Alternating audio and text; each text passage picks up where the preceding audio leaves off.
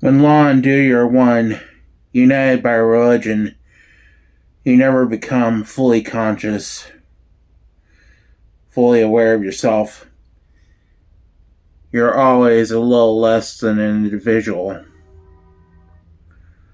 From Muad'Dib, The 99 Wonders of the Universe, by the Princess of Rulon.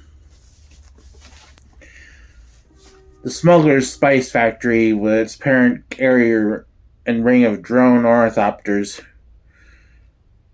came over the lifting of dunes like a swarm of insects following its queen. Ahead of the swarm lay one of the low rock ridges that drifted from the desert floor like small imitations of the shield wall.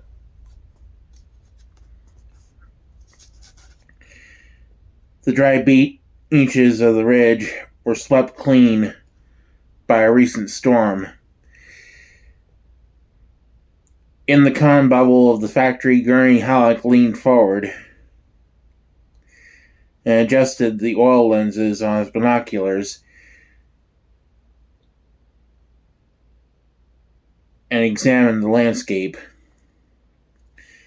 Beyond the ridge, he could see a dark patch that might be a spice blow, and he gave the signal to a hovering ornithopter that sent it to investigate. The thopter waggled its wings to indicate it had the signal. It broke away. It broke away from the swarm, sped down toward the darkened sand, circled the area with its detectors dangling close to the surface.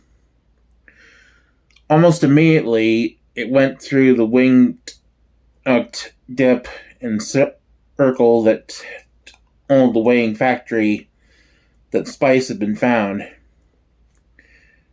Gurney sheaved his binoculars, knowing the others had seen the signal.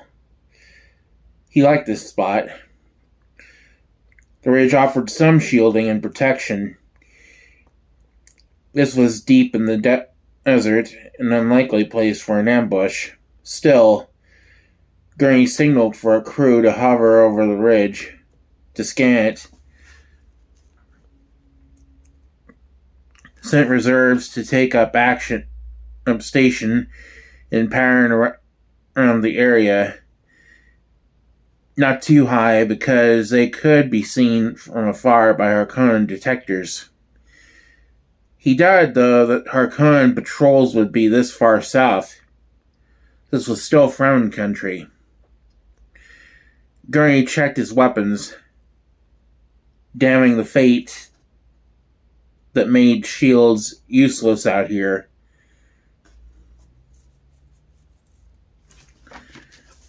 Anything that summoned a worm had to be avoided at all costs. He rubbed the ink-fine scar along his jaw, studying the scene. Decided it would be safest to lead a ground party through the ridge.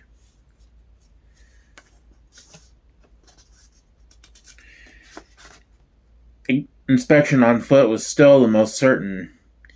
You couldn't be too careful when Fremen and Harkonnen were at each other's throats. It was Fremen that worried him here. They didn't mind trading for all the spice he could afford, but they were devils on the warpath if you stepped foot where they forbade you to go. And they were so devilishly cunning of late. It annoyed Gurney. The cunning and adroitness in battle of these natives. They displayed a sophistication in warfare as good as anything he had ever encountered. And he had been trained by the best fighters in the universe, then seasoned in battles where the only superior few survived. Again, Gurney scanned the landscape, wondering why he felt uneasy. Perhaps it was the worm they had seen, but that was on the other side of the ridge. A head popped up into the bubble beside Gurney, the factory commander.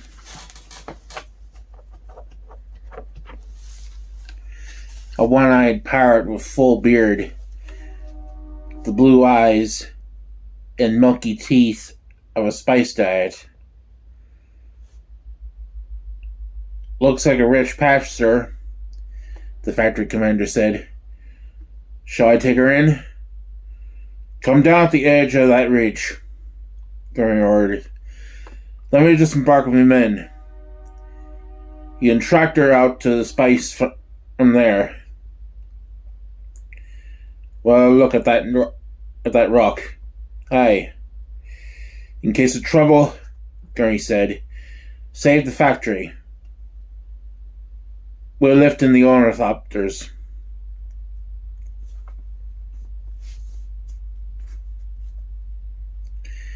The factory commander saluted. Aye, sir.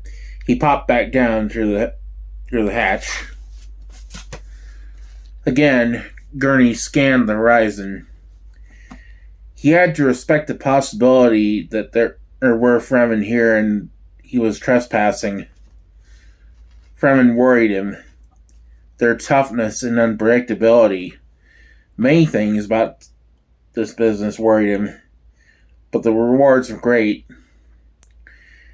The fact that he couldn't send spotters high overhead worried him too. The necessity of radio silence added to his uneasiness. The factory crawler began to descend. Gently it glided down to the dry beach at the foot of the ridge. Treads touched sand. Gurney opened the bubble dome, released his safety straps. The instant the factory stopped, he was out. Slamming the bubble closed behind him, scrambling out over the tread guards to swing down to the sand beyond the emergency netting. The 5 men of his personal guard were out with him, emerging from the nose hatch. Others released the factory's carrier wing. It detached, lifted away to fly in a parking circle low overhead. Immediately, the big factory crawler lurched off, swinging away from the ridge toward the dark patch of spice on the sand. A thopter swooped down nearby, skidding to a stop. Another followed, and another.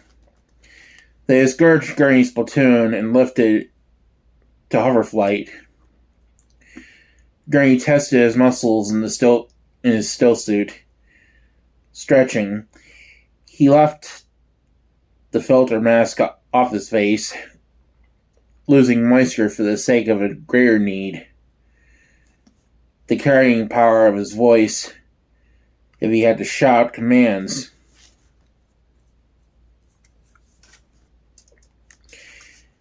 He began climbing up into the rocks, checking the terrain, pebbles and sand underfoot, the smell of spice. Good site for an emergency base, he thought. Might be sensible to bury a few supplies here. He glanced back, watching his men spread out as they followed him. Good men. Even the new ones he hadn't had time to test.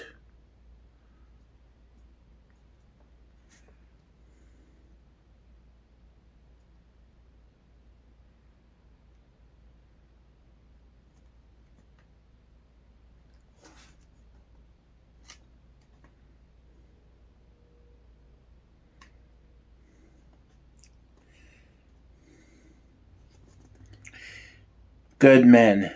Didn't have to be told every time what to do. Not a shield glimmer showed on any of them. No cowards in this bunch, carrying shields into the desert where a worm could sense the field and come to rob them of the spice they'd found. From this slight elevation in the rocks, Gurney could see the spice patch about a half kilometer away, and the crawler just reaching the near edge. He glanced up at the cover flight, noting the altitude. Not too high. He nodded to himself, turned to resume his climb up the ridge. In that instant, the ridge erupted. 12 roaring paths of flame streaked upward to hovering opters and carrier wing. There came a blasting of metal from the factory crawler, and the rocks around Gurney were full of hooded fighting men.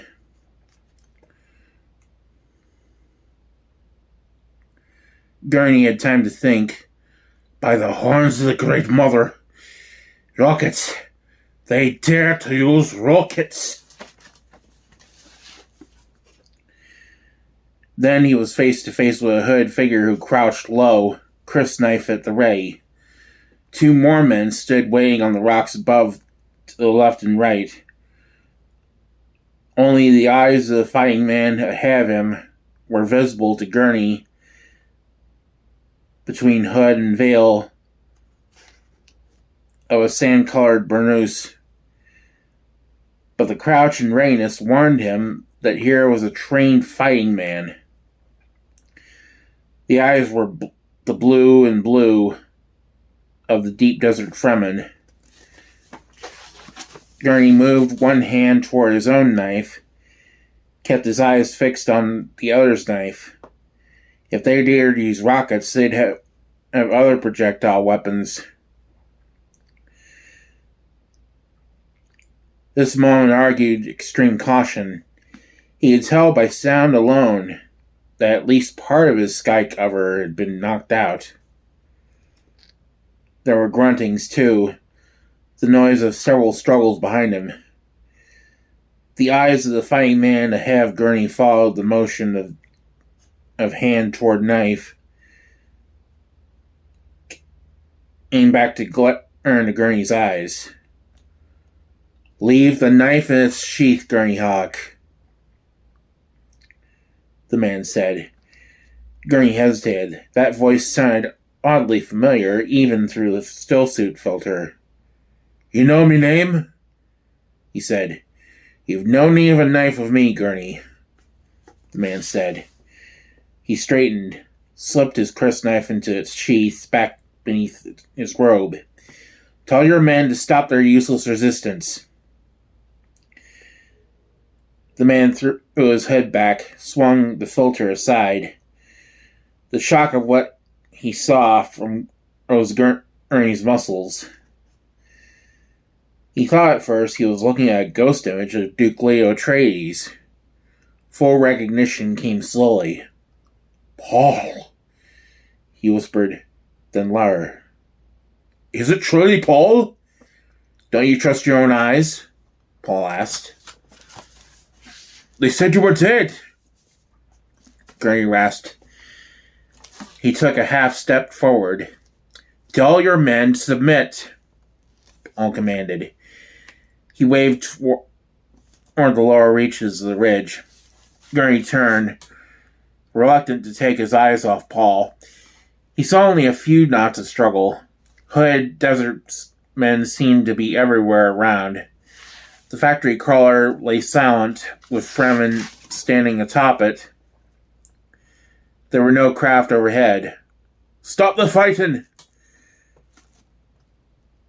Gurney bellowed. He took a deep breath, cupped his hands for a megaphone. "This is Gurney, Halleck! Stop the fight!"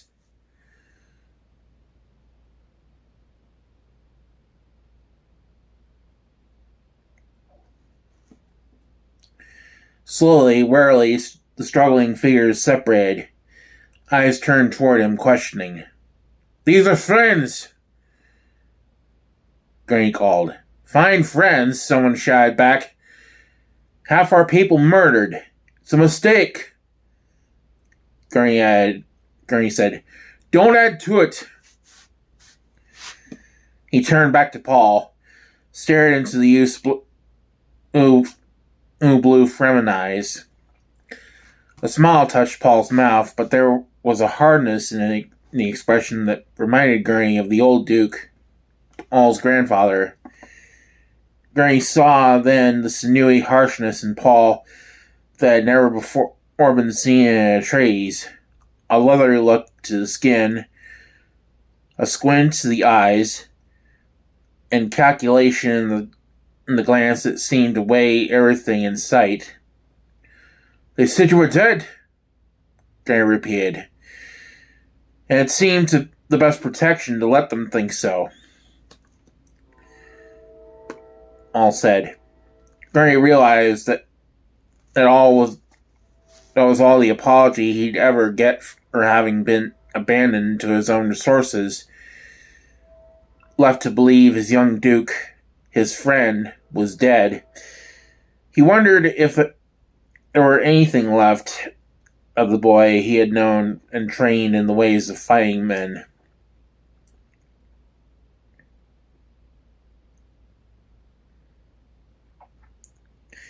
Paul took a step closer to Gurney, found that his eyes were smarting.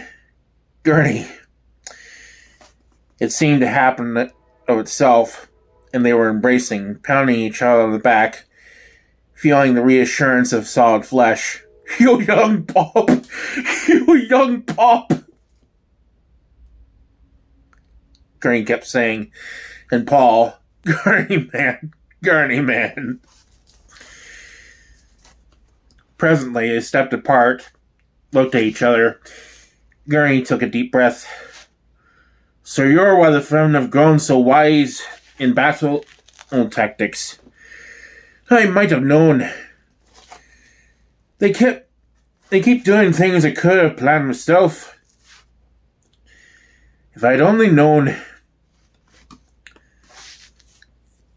He shook his head. "If you'd only got word to me, lad, nothing would have stopped me. I had come running. A look in Paul's eyes stopped him. The hard, weighing stare. Gurney sighed. "Sure. And there'd have been those who wondered why Gurney Halleck went a running. And some would have done more than in question. They had gone hunting for answers." Paul nodded, glanced to the waiting Fremen around them. Looks of curious appraisal on the faces of the Fedakin. He turned from the death commandos back to Gurney, finding his former swordmaster filled him with elation. He saw it as a good omen, a sign that he was on the course of the future where all was well, with Gurney at my side. Paul glanced down the ridge past the Fedakin, studied the smuggler crew who had come with Halleck. "How do your men stand, Gurney?" he asked. "They're smugglers all," Gurney said. "They stand where the profit is. Low enough profit in our venture," Paul said. And he nodded to the subtle finger signal flashed by Gurney's right hand, the old hand code of their past. There were men to fear and distrust in the smuggler crew. Paul pulled at his lip to indicate he understood. Looked up at the men standing guard above him on the rocks.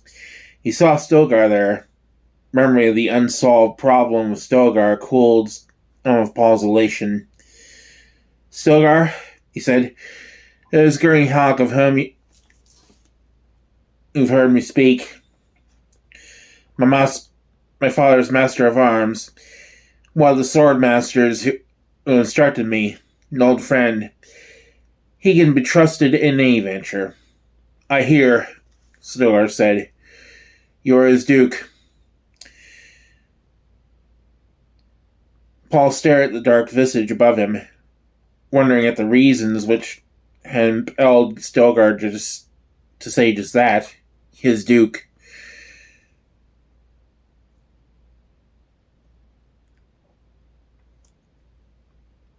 There had been a strange subtle intonation in Stilgar's voice, as though he would rather have said something else. And that wasn't like Stilgar, who was a leader of Fremen.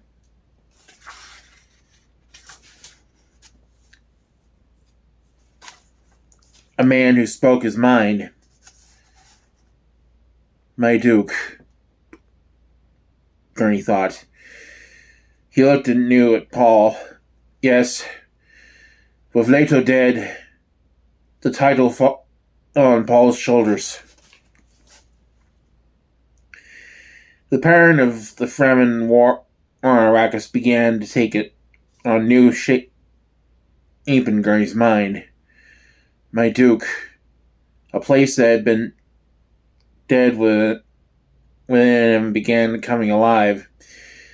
Only part of his awareness focused on Paul's ordering the smuggler crew disarmed until they could be questioned. Gurney's mind returned to the command when he heard some of his men protesting. He shook his head, whirled. Are you men deaf? He barked. This is the rightful Duke of Arrakis. Do as he commands. Grumbling, the smugglers submitted. Paul moved up beside Gurney, spoke in a low voice. I'd not have expected you to walk into this trap, Gurney. I'm properly chastened, Gurney said. I'll wager your patch of spice is a little more than satin in sickness, a bait to lure us. That's a wager you'd win, Paul said. He looked down at the men being disarmed. Are there any more of my father's men among your crew? None. We're spread thin. There are a few among the free traders. Most have spent their profits to leave this place, but you stayed. I stayed because Rabban is here, Paul said. I thought I had nothing left but revenge, Gurney said. An oddly chopped cry sounded from the ridgetop. Gurney looked up to see a Fremen waving his handkerchief.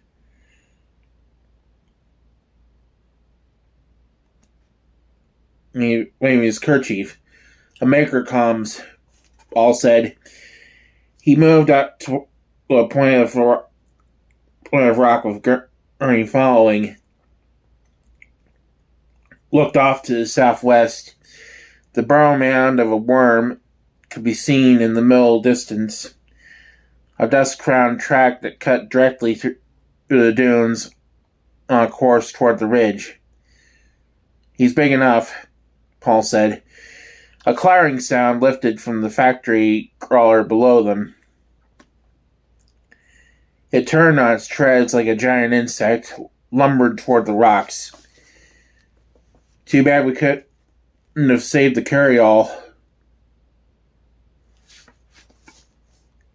Paul said. Gurney glanced at him, looked back to the patches of smoke and debris on the desert where the carryall and ornithopters had been brought down by Fremen rockets. He felt a sudden pang for the men lost there. His men. And he said, Your father would have been more concerned for the men he couldn't save. Paul shot a hard stare at him, lowered his gaze. Presently he said, They were your friends, Gurney, I understand. To us, though, they were trespassers who might see things they shouldn't see. You must understand that. I understand it well enough, Gurney said. Now I'm curious to see what I shouldn't.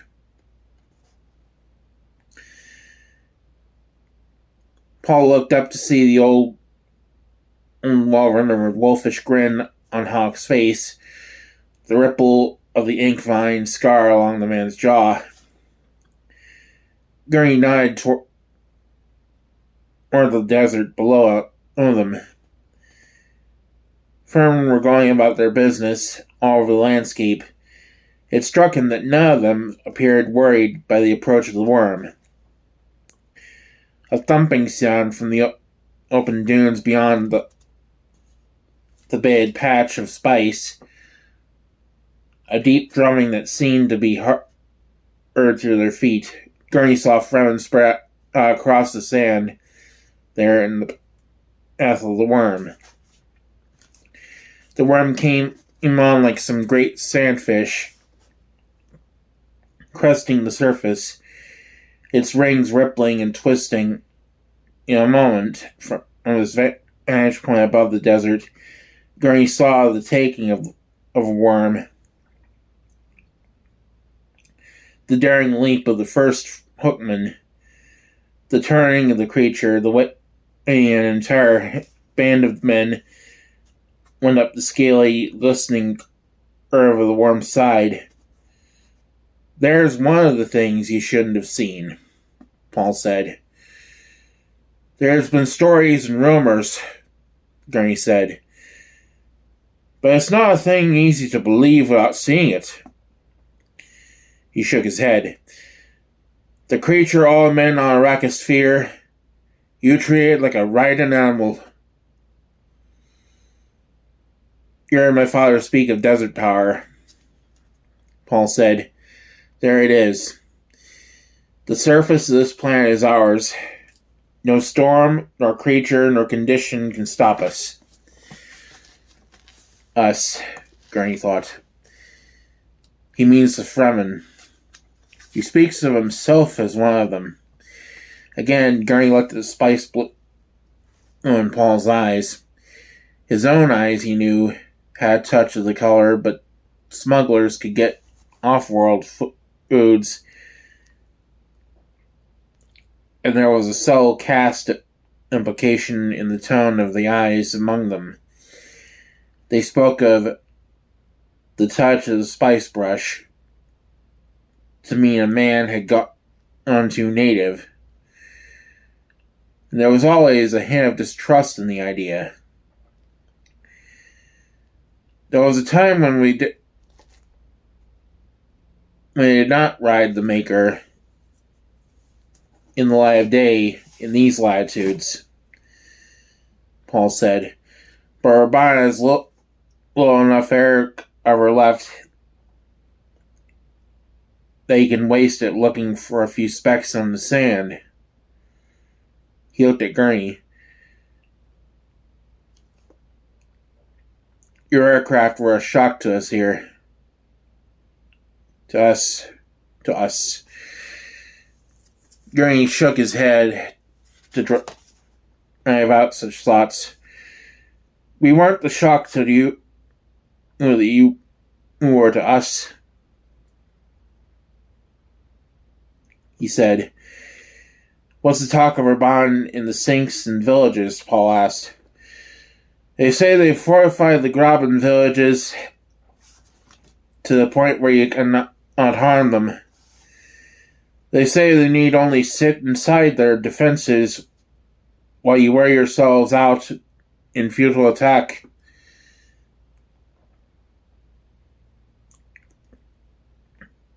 In a word, Paul said, they're immobilized. Well, you can go where you will, Gurney said. It's a tactic I learned from you, Paul said. They've lost the initiative, which means they've lost the war. Gurney smiled, a slow, knowing expression. Our enemy is exactly where I want want him to be, Paul said. He glanced at Gurney. Well, Gurney, do you enlist with me for the finish of this campaign? Enlist? Gurney stared at him. My lord, I've never left your service. You're the only one left me to think you did. And I, being a cast adrift, made what shrift I could, waiting for the moment I might sell me life for what it's worth, the death of Raban. An embarrassed sound settled over Paul.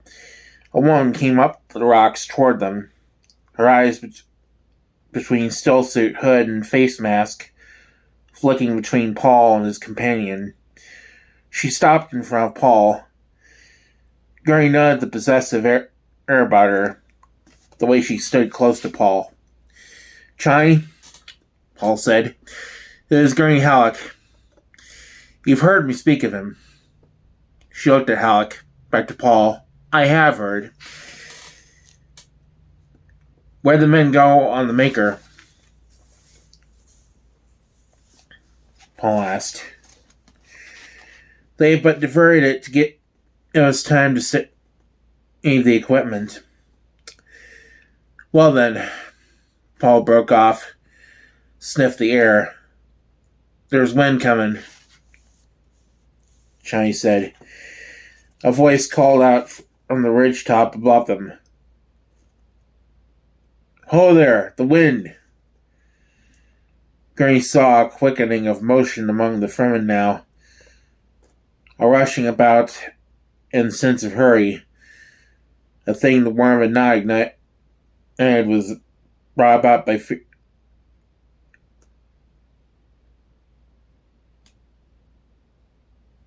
of the wind. The factory crawler lumbered up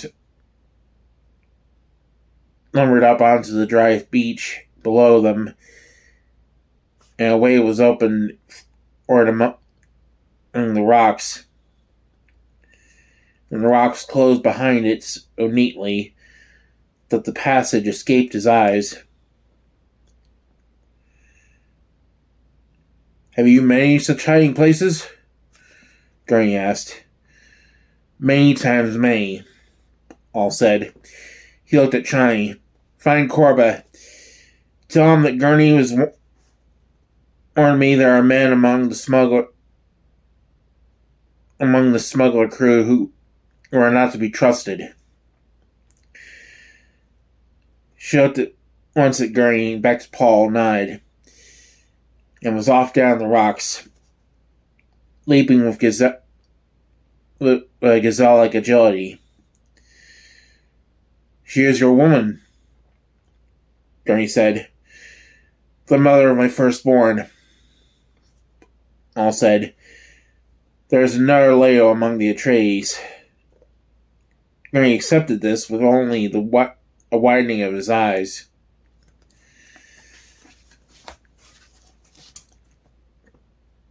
Paul watched the action around them with a critical eye. A curry color dominated the southern sky now, and there came fitful bursts and gusts of wind that whipped dust around their heads. Seal your suit, Paul said, and he fastened the mask and hood about his face. Gurney obeyed, thankful for the filters. Paul spoke, his voice muffled by the filter. Which of your crew don't you trust, Gurney? There are some new recruits, Gurney said. Off-worlders. He hesitated, wondering at himself suddenly. Off-worlders. The word had come so easily to his tongue. Yes? Paul said. They're not like the usual fortune-hunting lot we get. Gurney said. They're tougher. Harkonnen spies? Paul asked. I think, my lord, that they report to no Harkonnen. I suspect they're men of the Imperial Service. They have a hint of Solicitor Secundus about them. Paul shot a sharp glance at Sarkar? Gurney shrugged. They could be, but it's what must. Paul nodded, thinking how easily Gurney had fallen back into the pattern of Atreides retainer, but with subtle reservations, differences. Arrakis had changed him, too.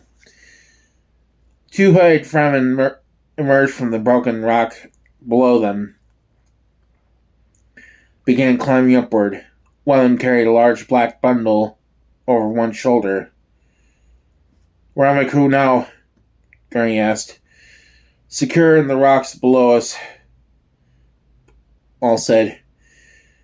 We have a cave here. Cave of birds.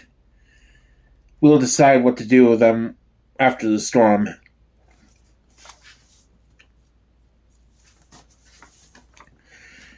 A voice called from above them. Muad'Dib!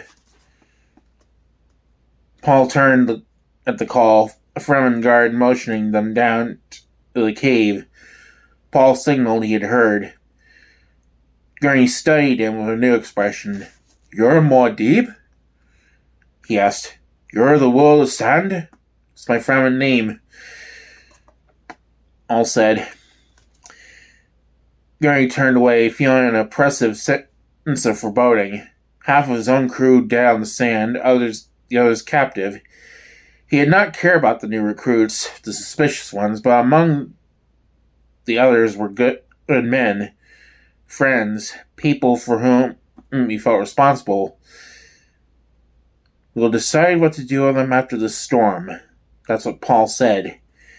Muad'Dib had said. And Gurney recalled the stories told of Muad'Dib, the Lisan al-Gaib, how he had taken the skin of a Harkonnen officer to make his drumheads, how he was surrounded by death commandos, Fedakin who leaped into battle with their death chants on their lips. Him. The two Fremen climbing up the rocks leaped lightly to a shelf in front of Paul. The dark-faced one said, All secure, Muad'Dib. We best get below now. Right. Gurney nodded at the tone of the man's voice. Half command, half request. This was a man called Stilgar, another figure of the new Fremen legends. Paul looked at the bundle the other man carried, said, Korba, what's in the bundle? Stilgar answered, 'Twas in the crawler. He had the initial of your friend here, and it contains the bowset. Many times I've heard you speak of the prowess of Gurney Halleck on the bowset. Gurney studied the speaker, seeing the edge of black beard above the stillsuit mask, the hawk stare, the chiseled nose. You have a companion who thinks, my lord, Gurney said. Thank you, Stilgar. Stilgar signaled for his companion to pass the bundle to Gurney. Said, Thank you, Lord Duke. His countenance earns your admittance here. Gurney accepted the bundle, puzzled by the hard undertones in this conversation. There was an air of challenge about the man, and Gurney wondered if it could be a feeling of jealousy in the Fremen here. And here was someone called Gurney Halleck who had known Paul even in the times before Arrakis, a man who shared a camaraderie that Stilgar could never invade.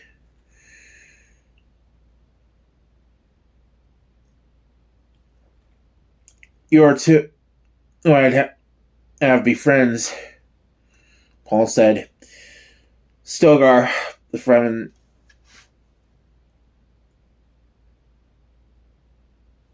is a name of renown, Gurney said. Any killer of Harkonnens, I feel honored to count among my friends. Will you touch hands with my friend Gurney Halleck, Stilgar? Paul asked. Slowly, Stilgar extended his hand, gripped the heavy calluses of Gurney's sword hand. There are few who haven't heard the name of Gurney Halleck, he said, and released his grip, turned to Paul. The storm comes rushing. At once, Paul said. Stilgar turned away, led them down through the rocks.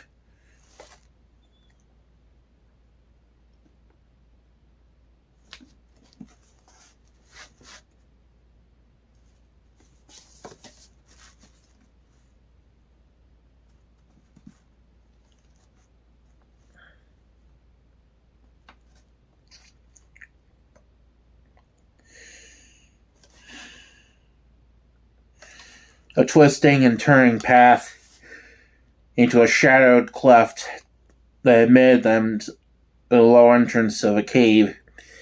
Men hurried to fasten the door seal behind them.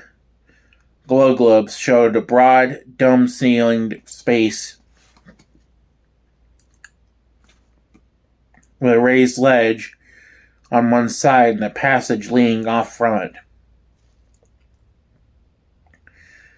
Paul leaped to the ledge with Gurney right behind him, led the way into the passage.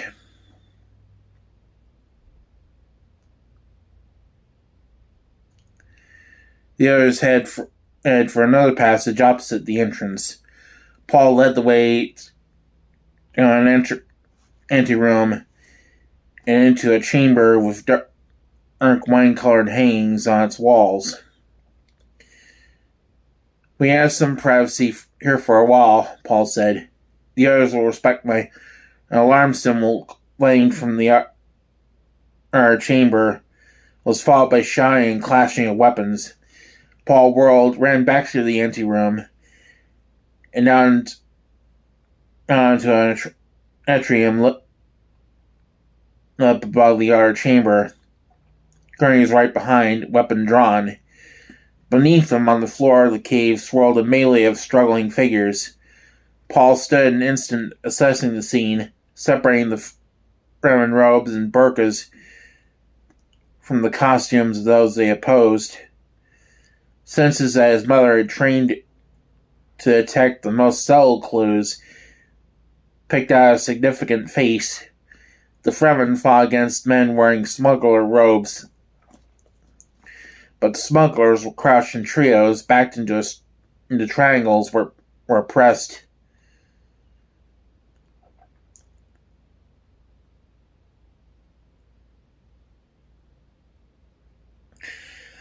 That habit of close fighting was a trademark of the Imperial Sardaukar.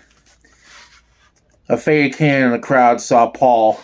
His battle cry was lifted to echo in the chamber. Muad'Dib!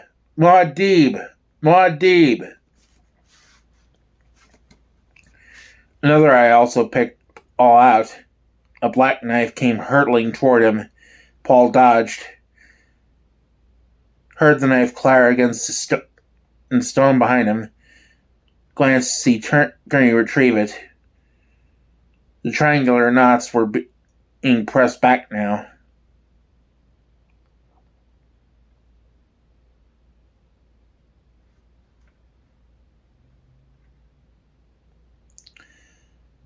Gurney held the knife up in front of Paul's eyes, pointed to the airline yellow oil of imperial color,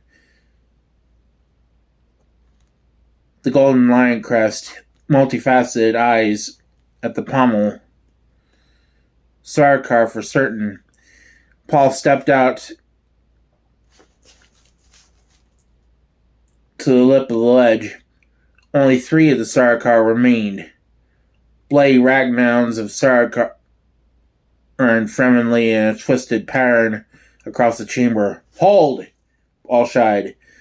"The Duke Paul Atreides commands you to hold!"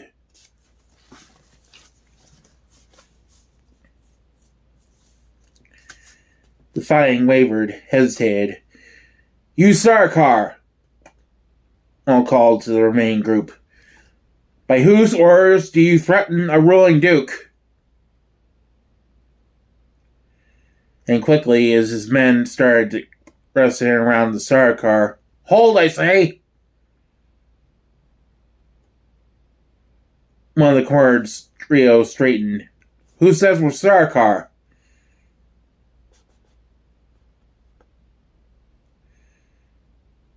he demanded. Paul took the knife from Gurney, held it aloft. "This says you're Sarkar." "Then who says you're a ruling duke?" the man demanded. Paul gestured to the Fedakin. "These men say I'm a ruling duke. Your own emperor bestowed Arrakis on House Atreides. I am House Atreides." The Sarkar stood silent, fidgeting. Paul studied the man, tall, flat-featured, with a pale scar across half his left cheek. Anger and confusion were betrayed in his manner, but still there was that pride about him, without which a Sarkar appeared undressed, and with which he could appear fully clothed, though naked. Paul glanced at one of his Fedakin lieutenants, said, "Korba, how came they to have weapons?" "They held black knives concealed in cunning pockets within their still suits," the lieutenant said. Paul surveyed the dead and wounded across the chamber, brought his attention back to the lieutenant. There was no need for words. The lieutenant lowered his eyes. "Where's Chani?" Paul asked and waited, breath held for an answer.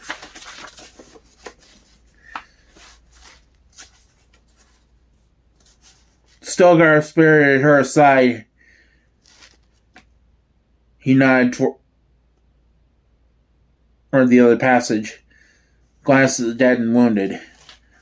"I hold myself responsible for this mistake, Muad'Dib." "How many of these Sarkar were there, Gurney?" Paul asked. 10. Paul leaped lightly to the floor of the chamber, stood across the stand within striking distance of the Sarkar spokesman. A tense stare came over the Fedakin. They did not like him thus exposed to danger. This was the thing they were pledged to prevent because the Fremen wished to preserve the wisdom of Muad'Dib. Without turning, Paul spoke to his lieutenant. "How many are our casualties?" 4 wounded, 2 dead, Muad'Dib."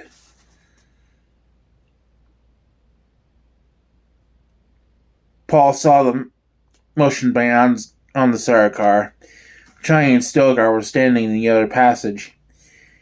He returned his attention to the Sarkar, staring into the off-world whites of the spokesman's eyes. "You, what's your name?" Paul demanded. The man stiffened, glanced left and right. "Don't try it," Paul said. "It's obvious to me you were ordered to seek out and destroy Muad'Dib. I'll warrant you were the one suggested seeking spice in the deep desert." A gasp from Gurney behind him brought a thin smile to Paul's lips. Blood suffused the Sarkar's face. "What you see before you is more than Muad'Dib," Paul said. "Some of you are dead, 2 for us, and for 2 of us. 3 for 1. Pretty good against Sarkar, huh?" The man came up on his toes, sank back as the Fedakin pressed forward. "I ask your name," Paul said, and he called up the ease of the voice. Tell me your name.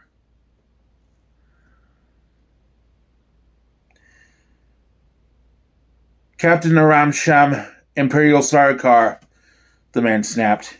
His jaw dropped. He stared at Paul in confusion.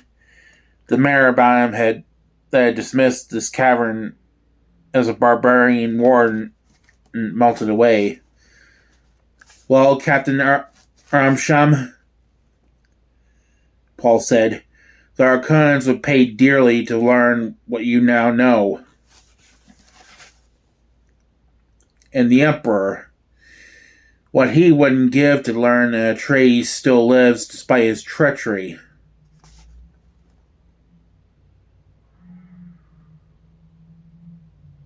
The captain glanced left and right at the two men remaining to him. Paul could almost see the thoughts turning over in the man's head. Sarkar did not submit, but the Emperor had to learn of this threat. Still using the voice, Paul said, "Submit, Captain."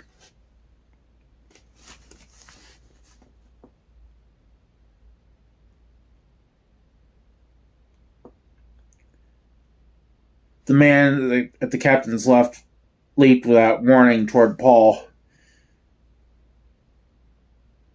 met the flashing impact of his own captain's knife in his chest. The attacker hit the floor in a sullen heap, with the knife still in him. The captain faced his sole remaining companion. I decide what best serves His Majesty, he said. Understood? The other Sarkar's shoulders slumped. Drop your weapon, the captain said. The Sarkar obeyed. The captain returned his attention to Paul. I have killed a friend for you, he said. Let us always remember that. You're my prisoners. Paul said. You submitted to me. Whether you live or die is of no importance. He motioned to his guard to take the two Sarkar, signal the lieutenant who had searched the prisoners. The guard moved in, hustled in the Sarkar away. Paul bent towards the lieutenant.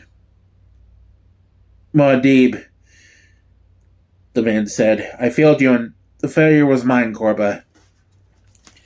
Paul said. I should have warned you what to seek. In the future, when searching Sarkar, remember this. Remember, too, that each has a false toenail or two that can be combined with other items secreted about the bodies to make an effective transmitter. They'll have more than one false tooth. They carry coils of sugar wire in their hair, so fine you can barely detect it, yet strong enough to grow out a man and cut off his head in the process. With Sarkar, you must scan them, scope them, both reflex and hard ray. Cut off every scrap of body hair, and when you're through, be certain you haven't discovered everything.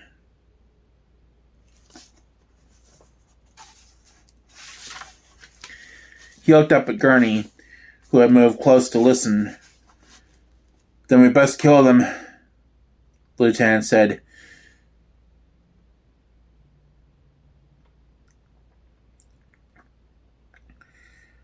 Paul shook his head, still looking at Gurney. No, I want them to escape.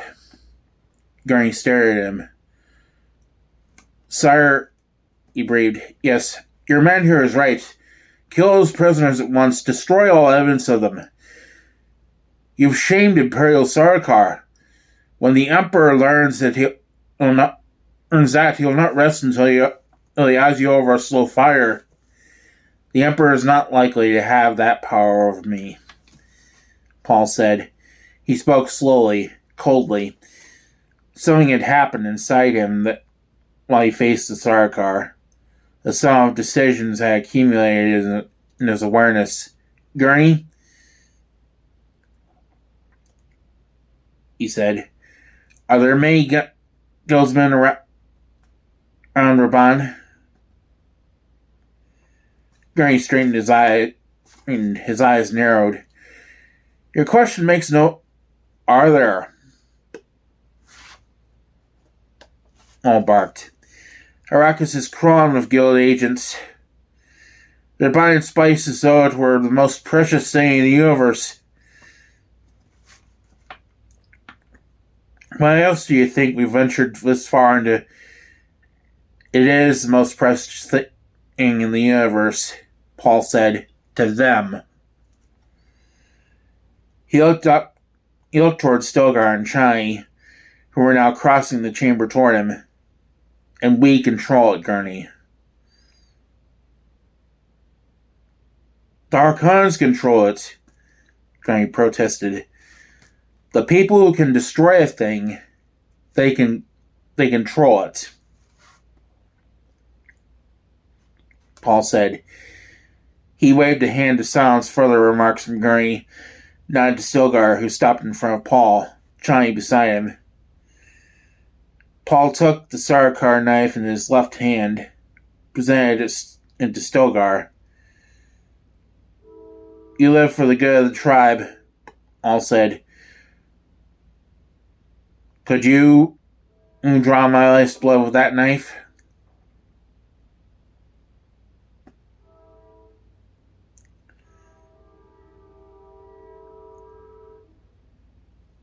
For the good of the tribe, Stilgar growled. Then use that knife, Paul said. Are you calling me out? Stilgar demanded. If I do, Paul said, I shall stand there without weapon and let you slay me. Stilgar drew in a quick, sharp breath. Chani said, Usul, then glanced at Gurney back to Paul. While Stilgar was still weighing his words, Paul said, You are Stilgar, a fighting man. When the Sarkar began eyeing you here, you were not in the front of battle. Your first thought was to protect Chani. She's my niece, Stilgar said. If there had been any doubt of your Fedakin handling those scum. Why was your first thought of Chani? Paul demanded. It wasn't. Oh? It was of you, Stilgar admitted.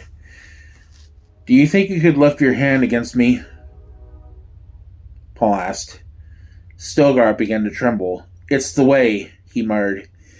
It's the way to kill off-world strangers found in the desert and take their water as a gift from Shai-Hulud.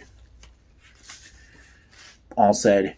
Yet you permitted Usach to live one night, my mother and myself. As Stilgar remained silent, trembling, staring at him, Paul said, Ways change still. You have changed them yourself. Stilgar looked down at the emblem on the knife he held. When I am Duke in Arakim with Chani by my side, do you think I'll have time to concern myself with every detail of governing Aberseach? Paul asked. Do you concern yourself with the internal problems of every family? Stilgar continued, staring at the knife. Do you think I wish to cut off my right arm? Paul demanded. Slowly, Stilgar looked up at him. You, Paul said. Do you think I wish to deprive myself or the tribe of your wisdom and strength? In a low voice, Stilgar said, The young man of my tribe whose name is known to me. This young man I could kill on the challenge floor. Shio looked willing. The Lisan al-Gaib. Him I could not harm. You knew this when you handed me this knife.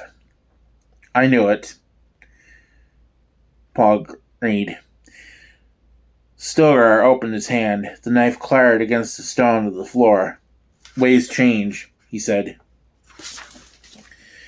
Johnny, Paul said, go to my mother.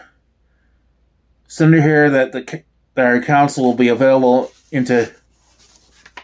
But you said we would go to the south, she protested. I was wrong. He said, the Harkonnens are not there. The war is not there. She took a deep breath, accepted this as a desert woman, accepted all necessities in the midst of a life involved with death. You will give my mother a message for her ears alone, Paul said. Tell her that Stilgar acknowledges me as Duke of Arrakis, but a way must be found to make the young men accept this without combat. Chani glanced at Stilgar. Do as he says, Stilgar growled. We both know he could overcome me, and I cannot raise my hand against him for the good of the tribe. I shall return with your mother, Chani said. Send her. Paul said. Stilgar's instinct was right. I am stronger when you are safe. You will remain in the siege. She started to protest, swallowed it. Saya, Paul said, using his intimate name for her.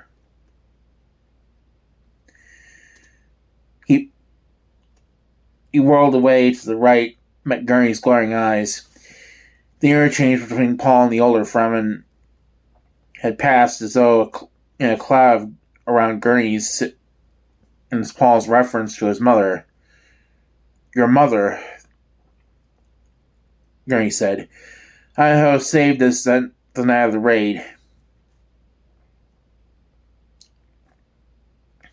Paul said, distracted by the party of Chani. Right now what of Dakaniho, my lord? Gurney asked.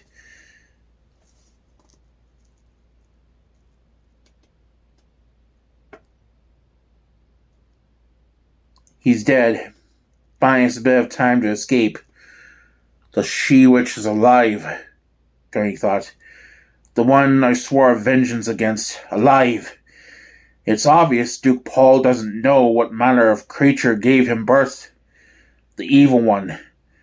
Betrayed his own father to our Harkonnens.